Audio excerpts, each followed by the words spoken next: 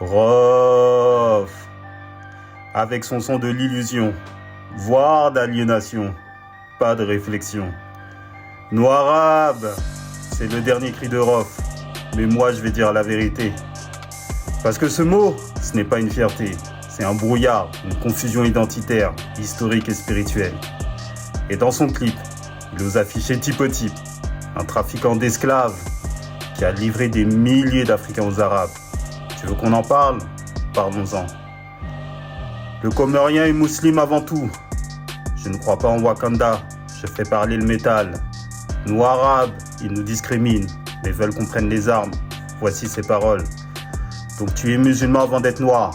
Tu rejettes les imaginaires africains. Tu veux désensorceliser Manu Wata, comme tu dis.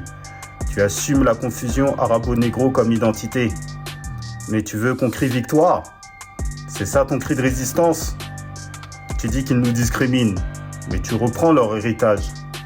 Tu dis qu'ils nous méprisent, mais tu t'affilies à eux. C'est pas de la stratégie, c'est de l'amnésie. Rof, tu aurais pu citer les Dzanges, les millions d'Africains déportés, capturés, castrés, vendus par les califats et les Ottomans. Tu aurais pu parler d'Al-Mutanabbi, poète adoré du monde arabe, qui écrivait « N'achète jamais un esclave », en l'occurrence noir, sans un bâton. Mais non, tu as mis Type dans ton clip, un noir complice de l'esclavage des siens. Pourquoi? Parce que c'est dans cette logique noirabe qu'on maquille les chaînes pour en faire des symboles. Et puis parlons vrai, noirabe dans les quartiers, c'est de l'illusion. Combien de Maghrébins marient leurs filles à des noirs? Combien de blagues, d'insultes, de négrophobie quotidienne? On vit ensemble, mais on ne guérit pas ensemble. Cette fausse fraternité, elle nous affaiblit. Et quand tu fais un son qui recycle cette confusion, sans poser les vrais problèmes, tu participes à l'aliénation. Donc, ne prends pas ta vie personnelle pour des généralités. Moi, je ne suis pas là pour accabler mes frères noirs musulmans. Je leur tends la main. Mais pas pour qu'on se perde ensemble. Je suis né de lignée où l'islam a été vécu avec dignité. J'ai l'héritage de mes ancêtres musulmans et je le brandis avec fierté. Mais ce que je refuse, c'est qu'on instrumentalise cette foi pour justifier l'oubli de soi. Le Coran dit que Dieu nous a créés en peuple et en tribu. Il n'a jamais demandé qu'on s'arabise. Le prophète n'a pas dit aux abyssins de renier leur africanité.